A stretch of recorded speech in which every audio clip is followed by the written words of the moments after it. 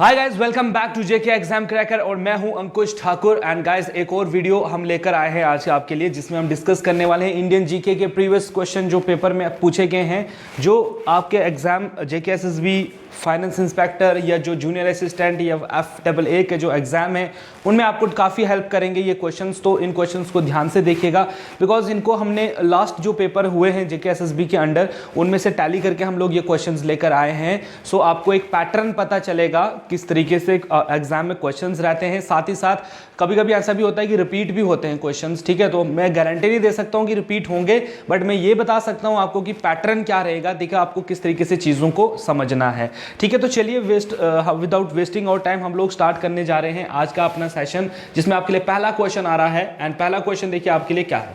पहला question is who was the last Mughal emperor deposed by the Britisher to exile to Burma after the sepoy mutiny of 1857। तो 1857 में जो revolt हुआ था उसमें आपने बताना है दैट किस मुगल रूलर को जो है वो बर्मा भेजा गया था।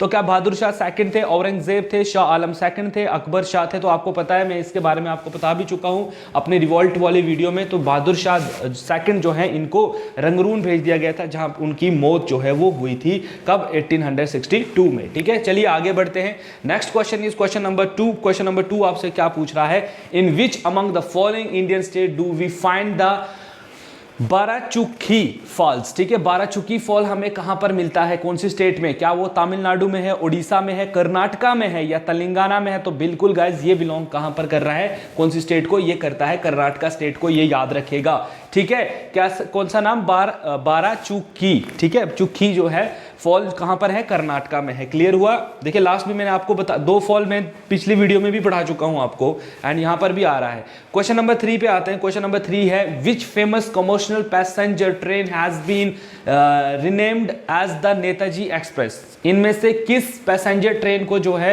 वो नेताजी एक्सप्रेस कहा गया है? कानपुर दिल्ली मेल को, मुंबई दिल्ली मेल को, लखनऊ दिल्ली मेल को, हावड़ा कालका मेल को? तो गाइज क्वेश्चन नंबर 3 का आंसर क्या है? Option number D, that is Howrah कालका जो आपकी मेल है, इसको क्या कहा गया है? नेताजी एक्सप्रेस कहा गया है। इसको क्या कहा गया है? नेताजी एक्सप्रेस। क्लियर हुआ ये चीज? चलिए आगे बढ़ते हैं।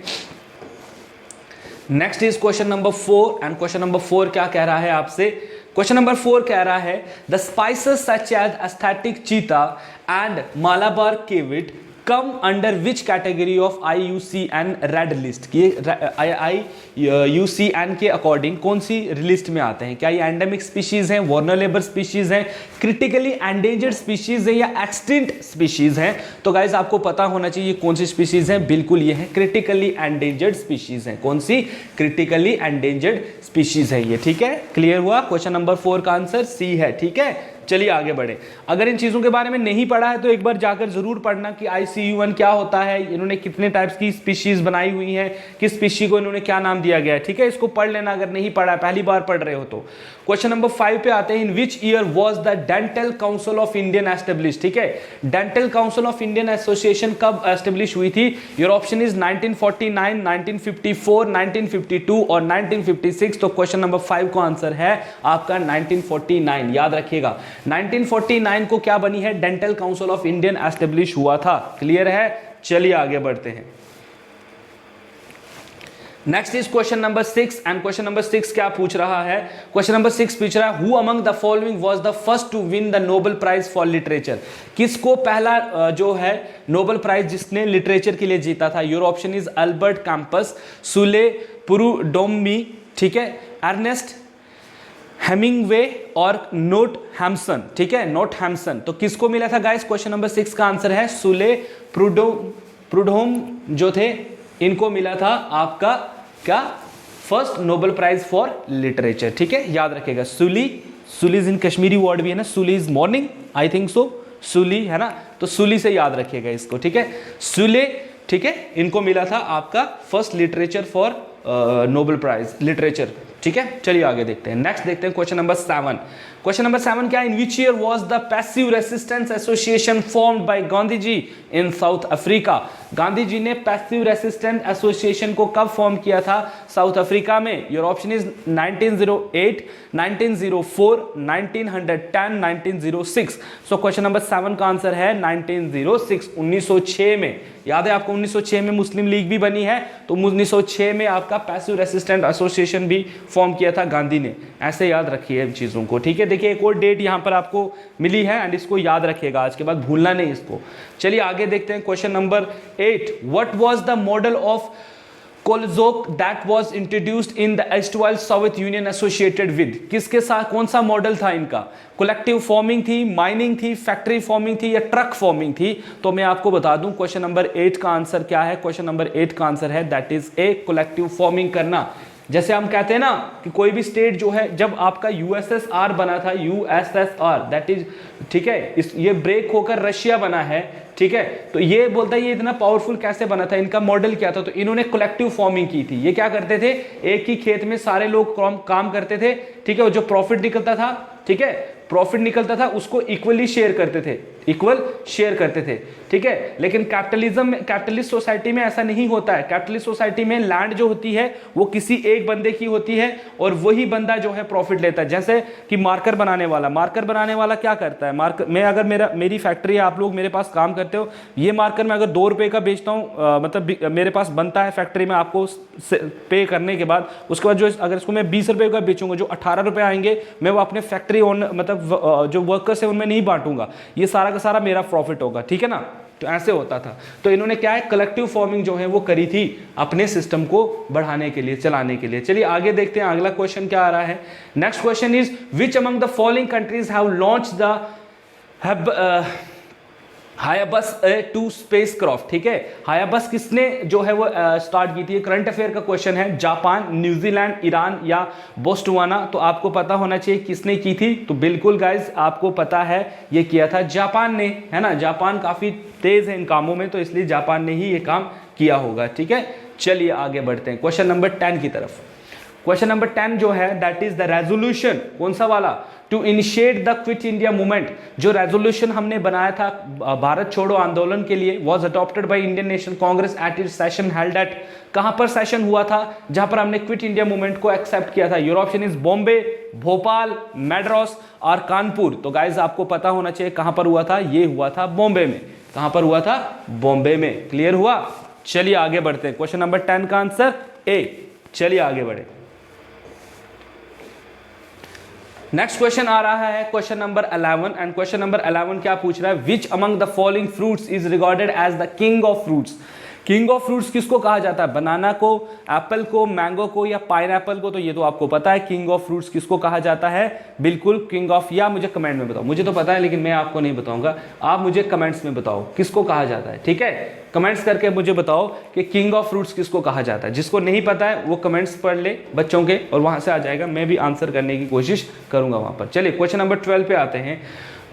Who among the following is the ornithologist who is regarded as the bird man of India? बहुत इंपॉर्टेंट क्वेश्चन है गाइज, ठीक है। Your option is Salim Ali, Zafar Futehally, V S Vijayan और सिडनी डी रेलेफी। तो इसका राइट आंसर क्या है? Option A that is Salim Ali को कहा जाता है बर्ड मैन ऑफ इंडिया, ठीक है। पक्षी राजन मूवी भी आई थी, है ना, पक्षी राजन, वो थी ना आपकी कौन सी, रजनीकांत और अक्षय कुमार की, तो वो इसी पर बेस्ड थी। तो सलीम अली नेशनल पार्क भी है एक, वो मुझे बताइए सलीम अली नेशनल पार्क कहाँ पर है? बहुत बढ़िया। चलिए आगे बढ़ते हैं क्वेश्चन नंबर 13 पर एंड क्वेश्चन नंबर 13 आपसे क्या पूछ रहा है? Who was the first chief election commissioner of India? पहले चीफ इलेक्शन कमिश्नर का नाम बताना है आपने। टी स्वामीनाथन थे, टी एन शेषन थे, सुकुमार सेन थे, एसपी सिन्हा वर्मा थे। तो क्वेश्चन नंबर 13 का आंसर क्या बन रहा है? See that is Sukumar Sen जो थे वो पहले हमारे इलेक्शन कमिश्नर थे। याद रखना गाइस, ये भी इंपॉर्टेंट है। देख रहे हो कितनी इंपॉर्टेंट चीजें आप सीख रहे हो सकता है ये चीजें आपने पढ़ते टाइम स्किप करी हो, लेकिन यहाँ पर आप स्किप नहीं कर सकते हो। क्वेश्चन नंबर 14 पर जाएं तो during the reign of which Mughal emperor was the Sursagar treatise on Muslim return लिखा गया था? म्यूजिक है ये, बेसिकली लिखा गया था। क्या ये जहांगीर के टाइम पे लिखा गया, अकबर, औरंगजेब या बाबर के टाइम पर? तो इसका मैं आपको राइट आंसर बता दूं, ये लिखा गया है अकबर के टाइम पर। अकबर की अगर मैं बात करूं तो काफी अच्छे रूलर थे ये, मुगल्स में सबसे अच्छा रोल जो है वो इनका ही रहा है, ठीक है। चलिए आगे बढ़े क्वेश्चन नंबर 15 पर। क्वेश्चन नंबर 15 आपसे क्या पूछ रहा है? Which among the following institutions has been created as a result of the Bretton Woods agreement. Bretton Woods agreement जब हुआ था उसके बाद कौन सी चीज बनी थी? ठीक है, फूड एंड एग्रीकल्चर ऑर्गेनाइजेशन बना था, जिसको हम आप FAO कहते हो, इंटरनेशनल मॉनेटरी फंड बना था। ठीक है, इसको हम ऐसे भी लिख सकते हैं, FAO भी है, IMF है, इंटरनेशनल मॉनेटरी फंड है, ILO है एंड UN है। तो UN तो बना नहीं होगा, ठीक है, क्योंकि UN में आता ही नहीं है। ठीक है, तो इसका 15 का आंसर क्या है? 15 का आंसर है आपका बिल्कुल इंटरनेशनल मॉनेटरी फंड। ये कब बना है? ब्रिटेन वुड्स एग्रीमेंट में। ठीक है, और अगर देखो अब आपने यहाँ पर एक चीज सीखी कि ब्रिटेन वुड्स एक एग्रीमेंट हुआ था, तो इसको गूगल पे जाओ और सर्च करो। ठीक है, इसके बारे में थोड़ा सा पढ़ लेना कि ये होता क्या है। ठीक है, इसके अंदर क्या सिर्फ आपका IMF ही बना था या कुछ और भी बना था? तो इसके अंदर ना कुछ और भी चीजें हुई हैं, तो उनको भी पढ़ लेना एक बार। ठीक है, वो आपके लिए हेल्पफुल रहेगा। ठीक है, अब यहाँ पर हम इतना ज्यादा आपको डिटेल में बता नहीं सकते हैं। ठीक है, क्योंकि हमारा जो सेशन ही MCQs का चल रहा है, अभी हमें ज्यादा से ज्यादा MCQs कवर अप करने हैं। ठीक है, द लास्ट 16th क्वेश्चन आ रहा है, the birthday of which famous sports person is celebrated as national sport day in Indian annually. हर साल इंडिया में किस स्पोर्ट्स पर्सन को जो है बर्थडे जो है वो फेमस मनाया जाता है नेशनल स्पोर्ट्स डे के नाम पर? धर्मेंद्र तवेरी के नाम पर, ठीक है, पुरुषोत्तम राय के नाम पर, कृष्णा होड्डा के नाम पर, या ध्यानचंद के नाम पर? तो गाइस क्वेश्चन नंबर 16 का आंसर है डी। तो याद है लास्ट में भी इसका कुछ आया था ध्यानचंद का, तो अभी भी इनका नाम आया है। तो देखिए कितनी इंफॉर्मेशन आपको एक ही नाम के रिलेटेड मिल रही है। अब ये आप तक है, आप इनको कितने चीजें जो है समझ सकते हो या याद रख सकते हो। ठीक है ना, चलिए, with which sports was Vasudevan Bhaskaran who represent the 1980s Moscow Olympics associated? 1980 में वासुदेवन जो भास्करन थे, उन्होंने रिप्रेजेंट किया था 1980 के मॉस्को में ओलंपिक्स। वो किस में बिलोंग, क्या खेलते थे वो? क्या वो बास्केटबॉल खेलते थे, कबड्डी खेलते थे, फुटबॉल खेलते थे, हॉकी खेलते थे? तो क्वेश्चन नंबर 17 का आंसर क्या है? दैट इज हॉकी, क्योंकि फुटबॉल तो हम गए नहीं कभी खेलने, कबड्डी हम अब खेल रहे हैं, बास्केटबॉल में भी हम नहीं हैं, कम हमारी टीम जो है अभी उतने हम लोग आगे नहीं है इन चीजों में। ठीक है, चलिए आगे देखते हैं question number 18। And question number 18 is across which river is the Uri hydro power plant located? Uri power hydro plant जो है ये किस रिवर के ऊपर है? क्या ये चन्हाब के ऊपर है, झेलम के ऊपर है, सतलुज के ऊपर है, या ब्यास के ऊपर है? तो क्वेश्चन नंबर 18 का आंसर है बिल्कुल आपका बी, दैट इज झेलम। ठीक है, कश्मीर वाले तो कभी छोड़ेंगे नहीं इस क्वेश्चन को, है ना, पेपर में दिखेगा तो डेफिनेटली वो लोग जो है करेंगे। जैसे हमारे जम्मू वाले जब कोई चिनाब वगैरह पे क्वेश्चन आता तो उसको नहीं छोड़ेंगे, है ना। तो हर कोई जो है आपको पता होना चाहिए। चलिए क्वेश्चन नंबर 19 पाइए, who among the following was the first female to become the governor of an Indian state? पहली वुमेन का नाम बताना है जो गवर्नर बनी थी। Your option is Sarojini Naidu, Muthu Lakshmi Reddy, Shubha Lakshmi, या पद्मजा नायडू। तो मैं इसका राइट आंसर क्या है गाइस? बिल्कुल सरोजिनी नायडू जो है इसका राइट आंसर है। क्लियर है? चलिए आगे बढ़े। सरोजिनी नायडू इसमें फर्स्ट इंडियन थी जिन्होंने जो INC की प्रेसिडेंट भी रही हैं, इंडियन नेशनल कांग्रेस की। ठीक है, क्वेश्चन नंबर 20 पे आते हैं। Which among the following is regarded as the highest award bestowed to the sports person in India? India में जो स्पोर्ट्स पर्सन होता है उसको सबसे जो बड़ा हाईएस्ट जो अवार्ड दिया जाता है स्पोर्ट्स में वो कौन सा है? राष्ट्रीय खेल प्रोत्साहन पुरस्कार दिया जाता है, अर्जुन अवार्ड दिया जाता है, राजीव गांधी अवार्ड दिया जाता है, मेजर ध्यानचंद खेल रत्न अवार्ड दिया जाता है। तो क्वेश्चन नंबर 20 का आंसर क्या है आपका? D, that is Major Dhyan Chand Khel Ratna award दिया जाता है जो सबसे अच्छा स्पोर्ट्समैन होता है उसको। ठीक है, याद रखिए, हाईएस्ट अवार्ड भी है ये स्पोर्ट्स में। चलिए आगे बढ़ते हैं क्वेश्चन नंबर 21 पर। क्वेश्चन नंबर 21 क्या पूछ रहा है? That national development council was set up in. National development council को कब बनाया गया था? 1952 में, 1957 में, 71 एंड 82। तो मैं ये बता दूं ये है आपका 1952 इकोनॉमी का क्वेश्चन है ये, इसको आपने ध्यान से पढ़ना है। ठीक है, चलिए आगे बढ़ते हैं। नेक्स्ट क्वेश्चन आ रहा है question number 22 and question number 22 है secretariat of SAARC is located at. ठीक है, कहां पर है ऑफिस हेडक्वार्टर्स कहां पर है सार्क के? तो ये आपको बताना है। कोलंबो में है, काठमांडू में है, मेल में है, ढाका में है? तो आपको पता है ये कहां पर है, काठमांडू में है। और इसके ऊपर भी बहुत सारे क्वेश्चन एग्जाम में रहते हैं तो अक्सर इसके बारे में देख लेना।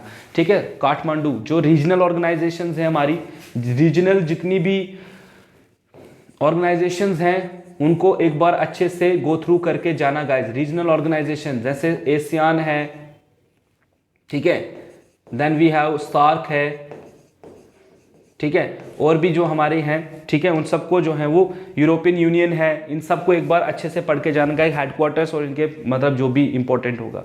क्वेश्चन नंबर 23 पर आते हैं। फॉरेस्ट इन पेनिसुलर इंडिया और ऑफ द, जो इंडिया का पेनिसुलर रीजन है, ये वाला जो ट्रायंगल हमारी शेप है इंडिया की, इसके अंदर कौन से फॉरेस्ट पाए जाते हैं? एवरग्रीन टाइप पाए जाता है, कॉर्निफरस पाए जाते हैं, डेकेडेशियस पाए जाते हैं, या जीरोफाइटिक पाए जाते हैं? तो ये तो आपको पता है ये कहाँ होते हैं, इनको तो ये तो बाहर से निकल जाएगा बिकॉज ये डेजर्ट में होते हैं। सो क्वेश्चन नंबर 23 का आंसर क्या है? हमारे यहाँ पर है डेसिडेशियस फॉरेस्ट, ठीक है, डेसिडेशियस, ठीक है, फॉरेस्ट हमारे यहाँ पर मिलते हैं। चलिए आगे बढ़ते हैं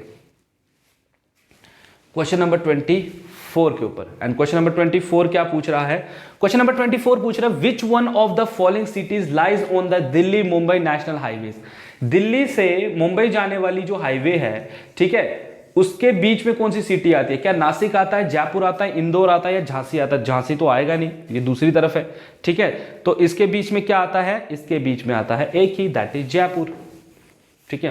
महाराष्ट्र तो मुंबई, नासिक तो महाराष्ट्र में आएगा, पहुंच के आएगा, ठीक है ना। तो ऐसे भी कॉमन क्वेश्चंस होते हैं जो आपके दिमाग हिलाने के लिए होते हैं, थोड़ा प्रेशर डालने के लिए।